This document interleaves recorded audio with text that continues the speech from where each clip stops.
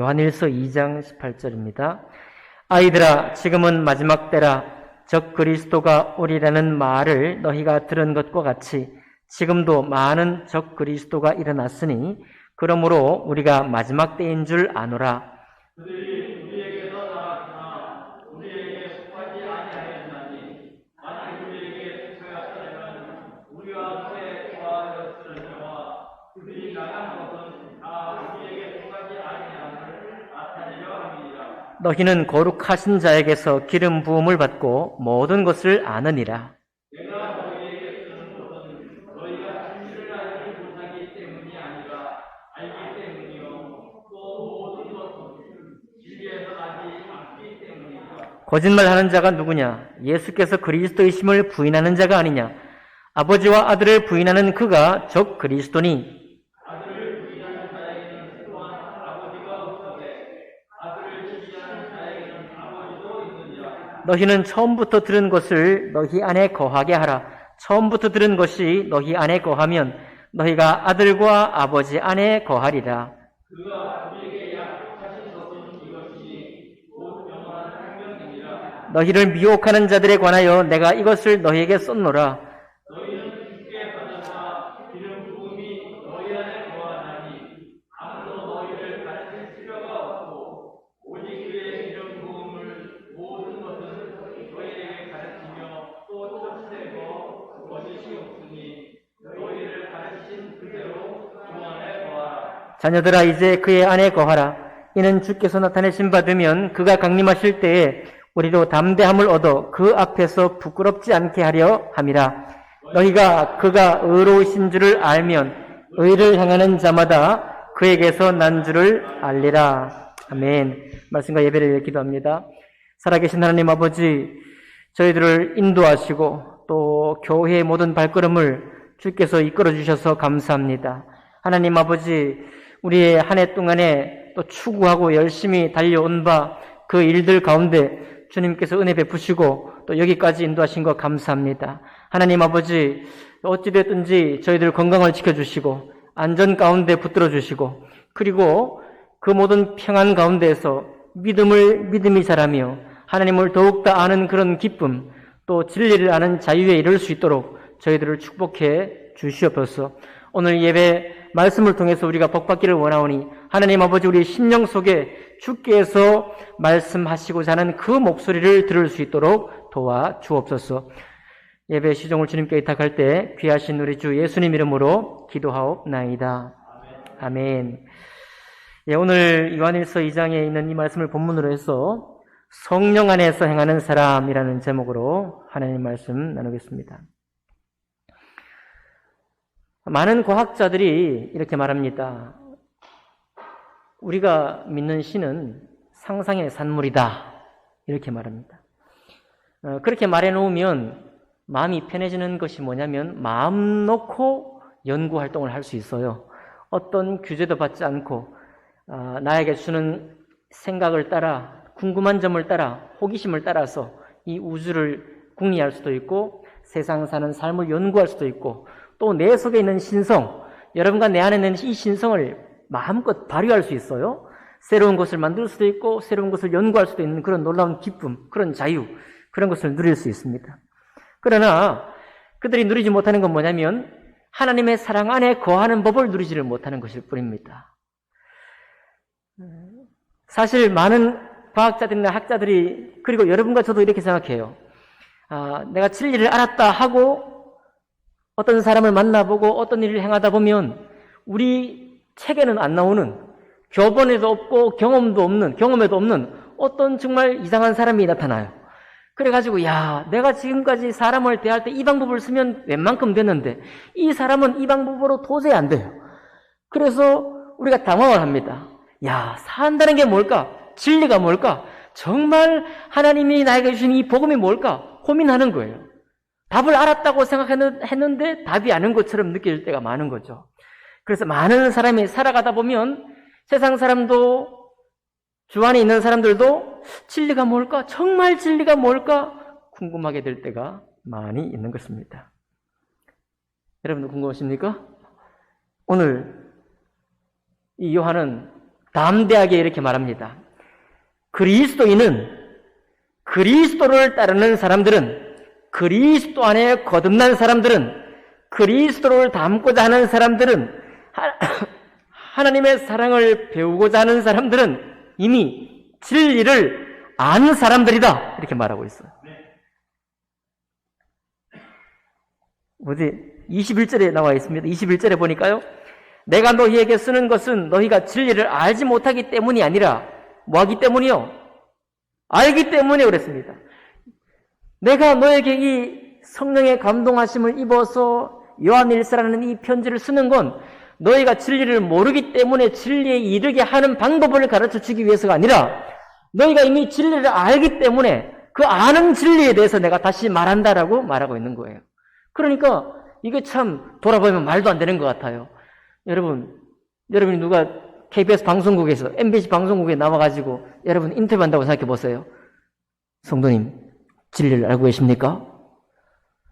어떻게 세상을 다 알아요? 우리 보통 사람의 생각이, 우리의 대답이, 어떻게 사는 게 복잡하고, 이 참 오리무중일 때가 많은데, 살다 보면 답을 점점 더 모르겠는데, 어떻게 진리를 안다고 말할 수 있겠어요? 다 몰라요. 이 말이 우리 입 앞에 있습니다. 이 말이 우리 눈앞에 있어요. 그런데 사도 요한은 뭐라고 담대히 말하느냐? 너희는 진리를 알았다라고 말하고 있는 것입니다. 너희는 진리를 알았다. 신기하죠? 너무 놀랍지 않습니까? 세상의 수많은 현자들은 마음 수련을 통해서 진리에 이르고자 애를 쓰고 있고 또 다른 종교를 통해서 진리에 이르고자 힘쓰고 있고 정말 신이 상상된 것이라면 우주의 원리를 정말 제대로 연구해서 거기서 신의 어떤 신성을 내가 발견하고자 평생을 바치는 사람들이 많이 있습니다. 그런 사람들이 또 세상을 위로하는 글을 써서 때때로는 그리스도인도 깨닫지 못한 인생의 여유를 가지는 방법, 사람들과의 갈등을 해결하는 방법, 심리학자들은 심리 상담을 연구해가지고 적정한 거리를 유지하면서 사랑할 수 있는 방법, 이런 거 많이 연구해서 책을 냅니다. 베스트셀러가 되고, 좋은 일이에요.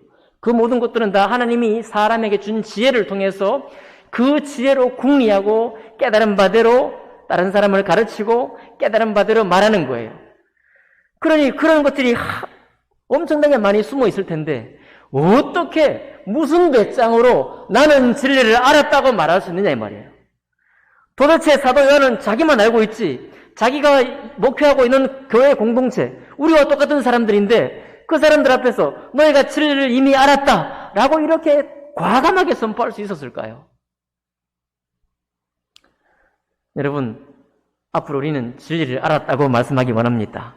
그냥 이렇게 가르치기 때문이 아니라 진심으로 내가 과연 진리를 알았다라고 고백할 수 있는 여러분과 제가 되기를 원합니다. 그럼 진리가 뭐냐? 22절에 나와 있어요. 진리가 뭐냐면 예수께서 그리스도이심을 부인하는 자가 진리를 모르는 자고 아버지 하나님과 아들 예수 그리스도를 부인하는 사람은 적그리스도고 그러나 하나님과 그 아들 예수 그리스도를 시인하고 인정하는 사람은 예수님 안에 있는 것이고 아버지 안에 있는 것이고 그 사랑을 아는 것이고 또한 그는 진리를 이미 아는 사람이다 라고 말하고 있습니다. 새로운 게 하나도 없죠? 늘 듣던 얘기인데 제가 지난주 주일날 오전에 말씀을 전했습니다. 그 말씀 제목이 뭐였냐면 끝까지 사랑하는 자가 받는 구원이라는 제목이었어요. 여러분 혹시 기억나시나요? 불법이 성행하고 마지막에 난리와 난리 소문이 나고 민족과 민족이 다투고 믿는 자들끼리 서로 고소 고발해가지고 이 사람이 믿는 사람입니다라고 죽음에 내어주고 그런 일이 많이 있을 터이니 그때 불법이 완전히 세상을 장악해서 사랑이라고는 눈 씻고 찾아볼 수 없는 때에 그때 우리의 가진 얼마 안 되는 사랑조차도 식어져 버릴 것이다. 세상 모든 사랑이 식어질 것이다. 그런데 그때 끝까지 사랑하는 자가 하나님 안에서 기쁨과 진리의 자유를 누릴 수 있다라고 말씀드렸습니다. 근데 그 예배 말씀 마치고 오후에 청년 예배를 했어요. 저희가 오후에 청년 예배를 하면 항상 오전 예배 말씀을 리뷰를 해요. 오전 예배 말씀에 기억나는 게 뭐냐? 깨달은 게 뭐냐? 그랬더니 한 청년이 이렇게 얘기를 했습니다. 목사님, 저는 못할 것 같아요. 대본에 마음이 너무 힘이 듭니다. 그런 사람을 제가 한다고 생각하니까 너무 답답하고 어떻게 해야 될지 모르겠어요. 이렇게 고백하더라고요. 그 다음에 축구하러 가면서 한 청년하고 개인 교제했습니다. 또 다른 청년하고. 이 청년이 요즘 일을 했어요. 일을 했는데 2달 반 동안 작정을 하고 일을 했는데 일하면서 진상 손님을 너무 많이 만난 거예요. 진상 손님 아시죠? 예, 그냥 합리적으로 뭘 요청을 해야 되는데 비합리적이고 그냥 엉뚱한 것을 가지고 못 살게 구는 사람들 너무 많이 봤다는 겁니다. 2달 반 만에. 저한테 하는 말이, 목사님, 저 사람한테 완전히 실망했어요. 어느 정도 수준이냐면 2달 반 만에 진상 손님들 만나가지고 사람에 대해 절망해버린 겁니다. 사람에 대해서. 이 사람을 사랑하라고 제가 오전에 그렇게 선포하고 나니까 오전 예배 청년 시간에 말씀 나눌 때도 한마디도 안 했어요. 개인적으로 나가서 교제하는데 그 얘기를 하는 거예요. 그러니 여러분, 참 제가 신앙생활 하면서 뿐만 아니라 세상을 살아가면서 자꾸만 우리가 정직하게 될 수밖에 없는 고백이 뭐냐면, 여러분, 우리는 어른이 되고 좀 더 살아가면서 일 처리하는 방법도 늘어나가고 사람을 대하는 수완도 늘어가고 모든 것이 늘어가지만은 젊은 청년이나 장성한 사람이나 잘 늘지 않는 게 있습니다. 그게 뭐냐면 사랑이 안 늘어가는 거예요. 사랑의 힘이 도대체가 빨리 성장하지 않는 것입니다. 이 사랑이 자주 절망에 이르고 이 사랑이 자주 망가뜨려지고 내가 사랑을 안 하고 말지, 내가 저 사람 안 만나고 말지, 이런 생각을 품을 때가 훨씬 자주 일어난다는 거예요. 그렇죠? 그 사랑의 문제를 도와주는 과학자가 없어요. 그 사랑이야말로 우리를 정말 따뜻하게 하고 우리를 힘있게 만들고 그 사랑이야말로 세상에 태어났다는 것, 내가 사람으로 태어났다는 것, 내가 하나님의 사랑을 받았다는 것이 너무 놀랍고 기이한 것인데 이게 너무 안 자라는 거예요. 그러니 청년들이 현실 속에서, 현장 속에서 그런 절망 어린 것을 경험하는 그 숫자나 우리가 살아가면서 장성한 사람이 되어가지고 우리가 경험하는 사랑의 절망이나 얼마나 많냐 이거예요. 결국은 신앙은 고백이 될 수밖에 없다는 것이고 우리는 정직하게 될 수밖에 없어요. 내놓으라 한 사람이 되어도 사랑이 자꾸만 그렇게 무너지는 모습을 우리가 확인하게 되기 때문입니다. 자, 바로 그 지점이 구원의 복음의 지점이고 그 지점이 진리의 지점인 것입니다. 우주의 원리가 어떻게 됐다 소용없어요. 그거는 우리가 배우는 지식으로 얻으면 되고 답답한 과학자들은 연구해서 새로운 이론을 만들어서 많은 사람에게 유익을 끼치면 그만이에요. 새로운 상품, 새로운 과학기술을 만들어가지고 세상을 편하게 만들고 이윤을 추구하고 기업을 만들고 좋은 상품을 만들어가지고 우리 눈이 휘둥그레하게 만들면 그만인 것입니다. 그런 것들은 다 우리를 윤택하게 하고 우리의 삶을 정말 기쁘게 하고 재미나게 만들어주지만 그러나 본질적으로 우리가 묶여있는 곳이 뭐냐면 사랑이 어떻게 되느냐예요. 사랑이 어떻게 되느냐가 가장 우리 속에 우리 영혼인 저 깊은 곳에서 관심 가지고 있는 내용이거든요. 주님이 진리를 말할 때는 바로 그 부분을 말하고 있는 것입니다. 우리가 왜 사랑을 못하고 포로가 되고 사랑하려고 하다가 절망해서 마음이 억눌리게 되고 도대체 하나님 말씀대로 못 살겠다라고 고백하게 됩니까? 네. 그 사랑 안에 우리가 자유를 얻지 못한 거예요. 그 사랑 안에 자유를 얻지 못하기 때문에 그렇습니다. 그러니 22절에 이 말씀이 무슨 말일까요? 거짓말하는 자가 누구냐? 예수께서 그리스도이심을 부인하는 자가 아니냐? 도대체 예수님께서 하나님의 아들 예수께서 이 땅에 오셨습니다. 우리가 매일 경험하는 그 진상 손님들, 진상 사람들, 도대체 저 사람과는 내가 상종을 하지 말아야 되겠다. 그런 사람들이 많은 세상 속에서 바로 그런 사람들을 위해서 하나님의 아들이 오셨다는 말도 안 되는 사실입니다. 우리같이 좀 선한 사람들을 위해서 오셨다 그러면 이해가 되잖아요. 어떻게 안 그렇나요? 우리같이 좀 하나님을 좀 잘 예배하고 어떻게 주님의 은혜 안에서 주님의 말씀을 묵상하고 예배 드리며 헌금도 하고 이웃을 돌볼 줄도 알고 우리쯤 되면 좀 그래도 하나님 사랑을 입을 만하지 않습니까? 그런데 예수께서 하늘 보좌를 버리시고 이 땅에 오셔서 주님이 아시는 진리대로 진리를 이루셨는데 그게 도대체 무슨 진리냐? 수많은 사람이 손가락질하고 나는 못한다고 절망하게 만들고 그리고 결국은 사랑을 이루지 못하고 생애를 마치는 우리에게 오셔서 진리는 무엇이냐? 바로 그런 사람들을 사랑하는 것이 진리일 뿐만 아니라 그 사랑을 다 이루었다고 말씀하시고 그 사랑을 다 끝냈다고 말씀하신 예수님께 있다는 것입니다. 이 사랑을 어떤 곳에도 찾을 수가 없는 거예요. 이런 사랑을 어떤 곳에서도 우리가 받을 수가 없는 것입니다. 수많은 현자가 아무리 연구해봐도 그 사랑만큼은 우리가 찾아볼 수 없는 거예요. 그래서 예수께서 그리스도이심, 예수께서 구원자 되셨다는 이 사실을 부인하는 사람, 여러분 우리가 신앙생활 하다가요 사랑이 힘겨우면 예수께서 그리스도이라는 사실, 예수님께서 우리의 구원자라는 사실이 심드렁해집니다. 그게 도대체 뭔 얘기냐 이거예요. 그게 내가 신앙생활을 시작한 출발점이면 만족하고 그 뒤에 그것이 무슨 힘을 가지느냐 이렇게 말하는 것이 보통입니다.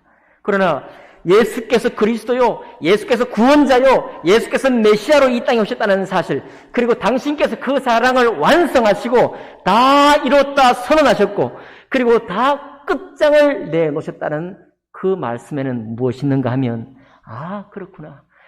세상에 어떤 사람도 인류 역사 속에서 태어나서 이 땅에 살고 죽은 어떤 사람도 그런 사랑의 길을 알지도 못했고 그런 사랑의 길이 있다는 것조차 깨닫지도 못했고 설령 그런 사랑을 알았다고 해도 갈 수 있는 방법조차 알지 못하는 우리에게 진리의 사랑이 있다는 사실을 우리에게 천하에 주님이 선포하셨고 그리고 하나님의 형상으로 지음받은 모든 사람들을 주님께서 사랑을 완성하셨다는 사실을 통해서 우리에게 이 놀라운 사랑의 길로 초청했다는 사실 때문에 우리가 놀라는 것입니다. 여러분, 그래서 새로운 자동차, 새로운 건물, 새로운 의복, 새로운 과학기술이 우리를 놀래키지만 무엇이 가장 놀라운 것인가 하면 사랑이 있다는 사실이 우리에게 가장 놀라운 것입니다.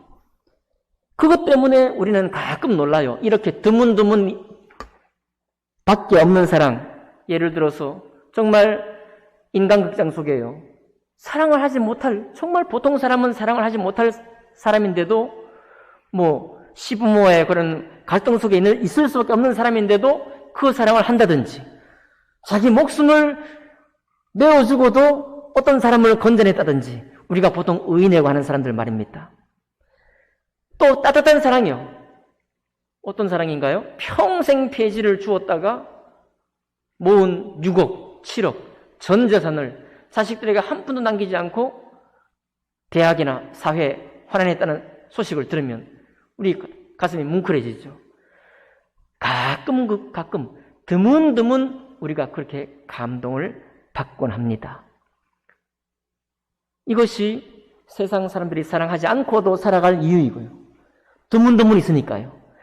그리고 그런 정도의 사랑으로 그저 지나가고 만족하는 이유입니다. 그러나 예수님은 그렇게 말씀하지 않으셨어요. 도대체 이 사랑은 너무 놀랍고 충격적입니다. 이 사랑은 들을 때 너무 기이한 거예요.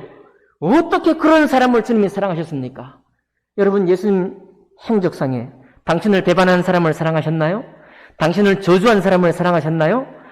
당신의 가르침을 전혀 깨닫지 못하고 육체의 욕심만 드러냈던 제자들을 주님이 사랑하셨나요? 네, 사랑하셨습니다. 화 있을진저 바리새인들아 책망하시면서 그들을 사랑하셨나요? 사랑하셨습니다. 도대체 저들을 사랑했어요. 우리는 당파를 짓고 파당을 지어가지고 누가 옳으냐 싸울 마당인데 싸움을 시작할 그 시점인데 예수님께서는 저들을 사랑하신 거예요. 그리고 그 사랑을 끝내셨다라고 우리에게 말씀하고 있습니다.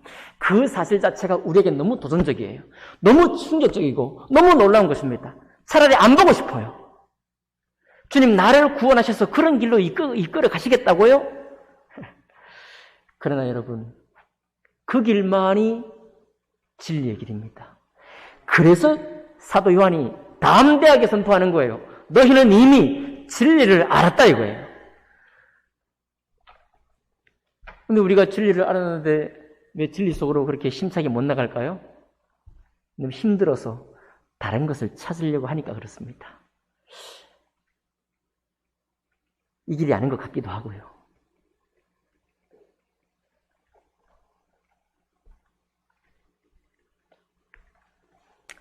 (24절) 봅니다. 근데 이 사랑을 주님이 언제부터 우리에게 말씀하셨느냐? 24절이요. 너희는 처음부터 들은 것을 너희 안에 거하게 하라. 처음부터 들었대요.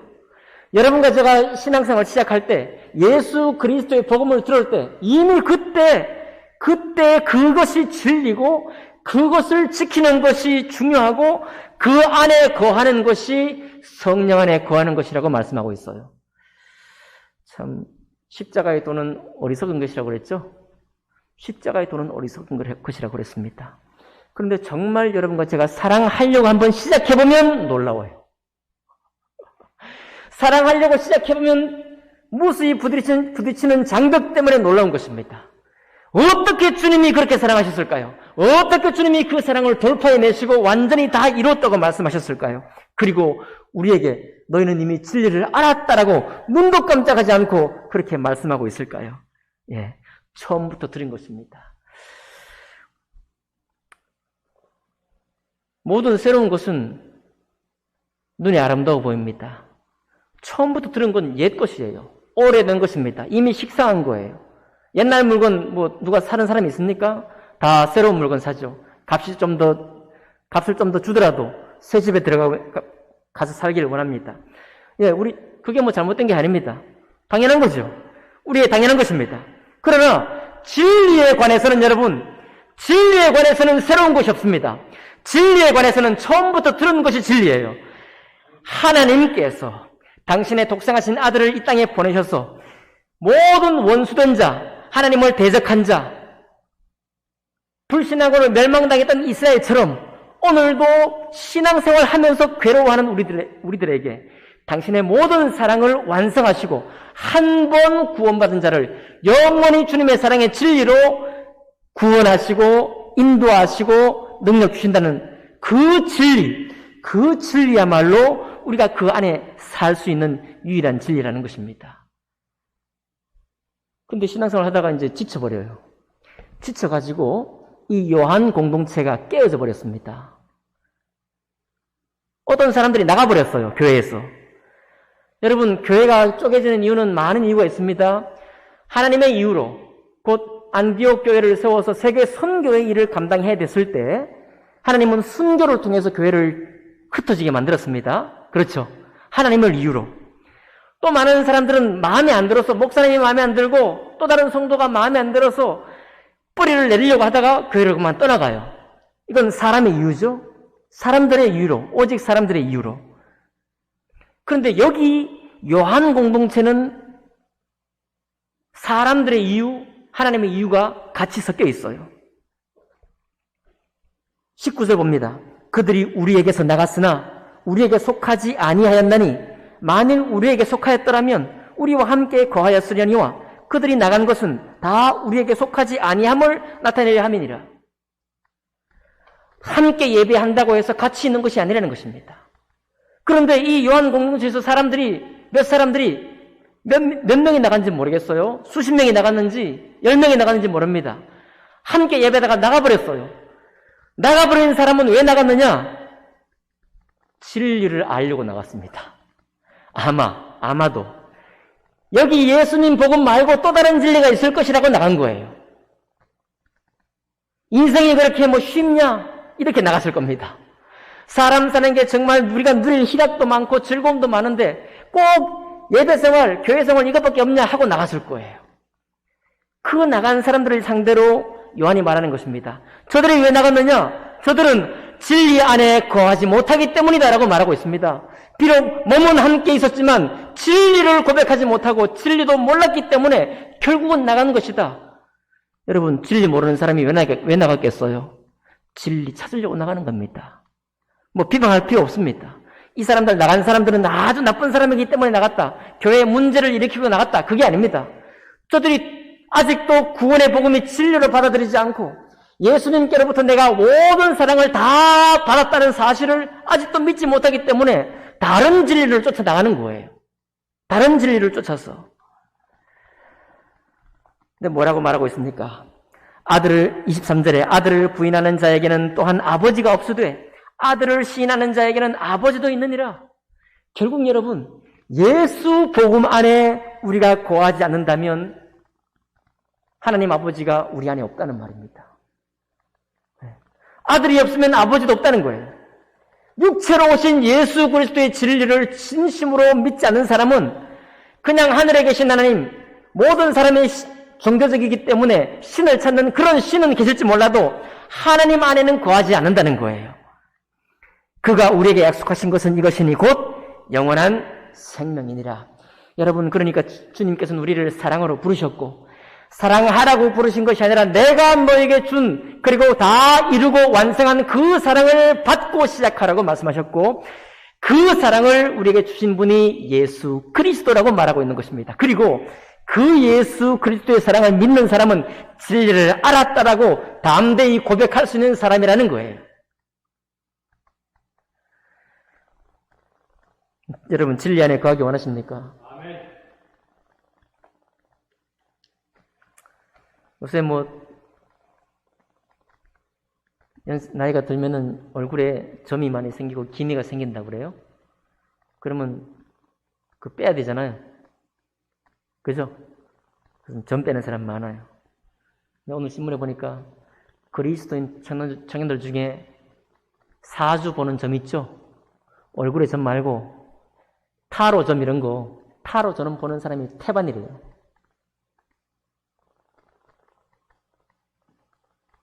오죽 답답하면 타로 점 보겠습니까?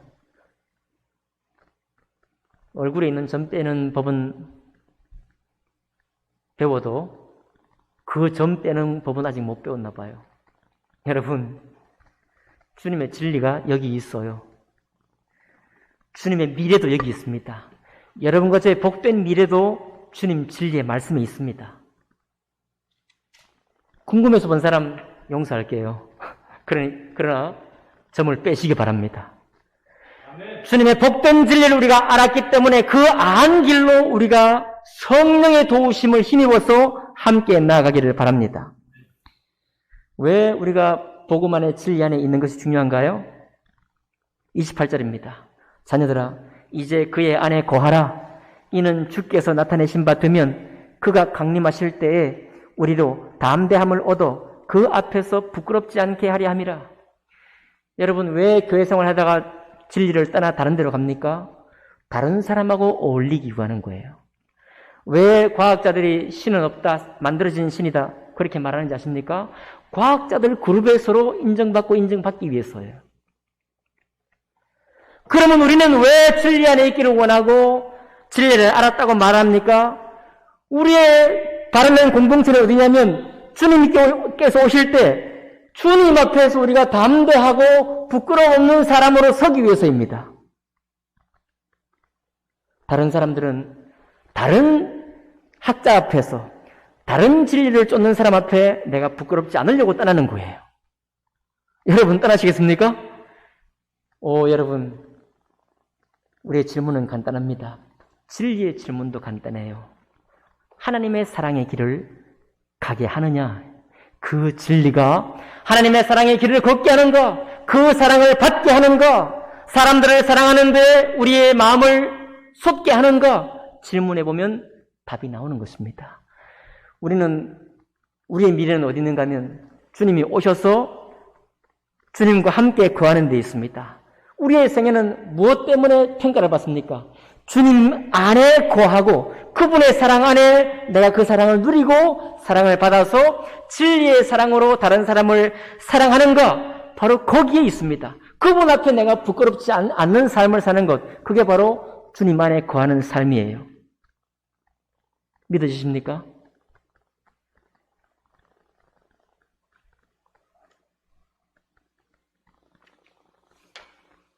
박경리 소설가죠. 소설가는 이렇게 썼습니다. 떼약볕 아래 밭을 매는 아낙네는 밭 안에 있는 것이 아니다. 온 밭을 끌어안고 토닥거린다. 그렇게 말했습니다. 제가 짧은 시를 읽고 무릎을 탁 쳤습니다. 도대체 하나님의 사랑 안에 거한다는 게 무슨 말일까? 그리스도 안에 있다는 게 무슨 말일까? 진리 안에 있다는 게 무슨 말일까? 사랑 안에 있다는 게 무슨 말일까? 예배하면 하나님의 사랑 안에 있는 것인가? 하나님의 전적인 보호하심 안에 있는 것이 내가 하나님의 사랑 안에 있다는 말인가? 아니더라고요.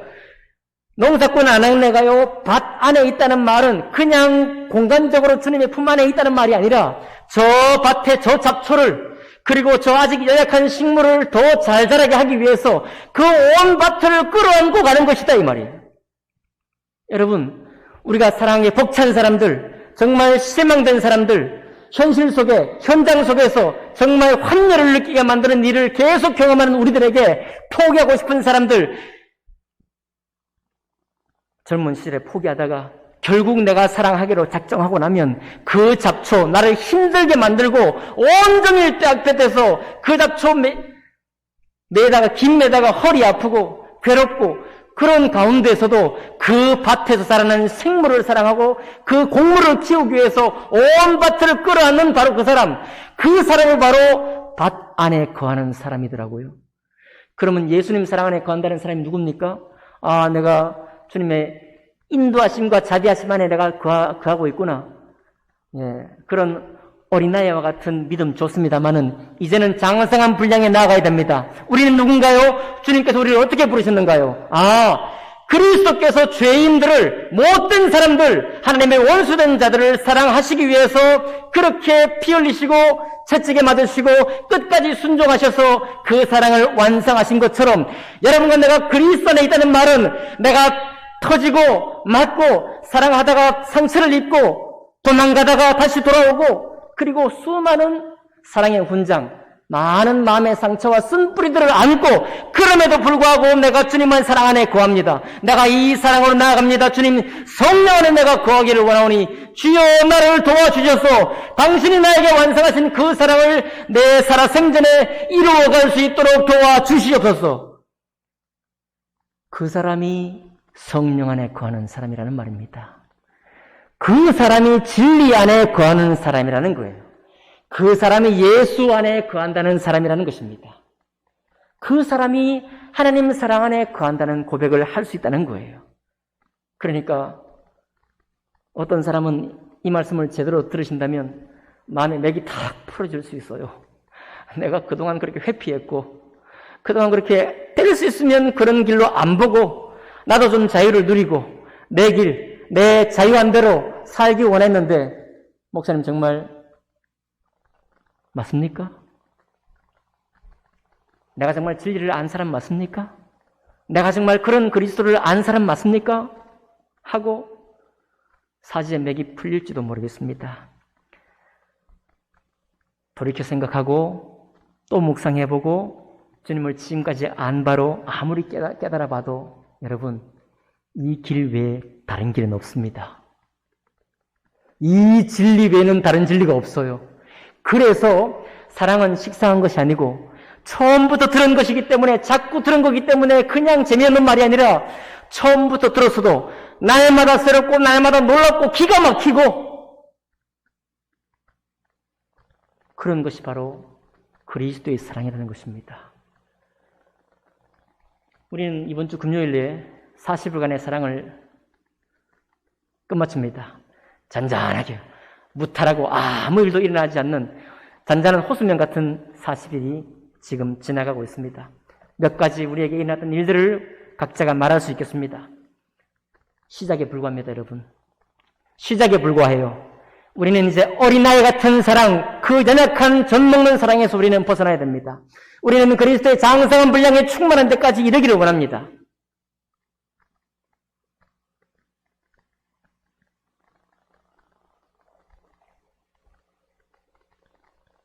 포기하시고 그 길을 접어두고 다른 길이 있다면 그 길로 가십시오. 그러나 저와 여러분이 함께하기를 바랍니다. 그리고 우리와 함께하는 것이 그리스도 안에서 그리스도와 함께하는 길이 되기를 소망합니다. 사도 요한은 우리에게 성령 안에 살기를 요청하고 있습니다. 기도하겠습니다.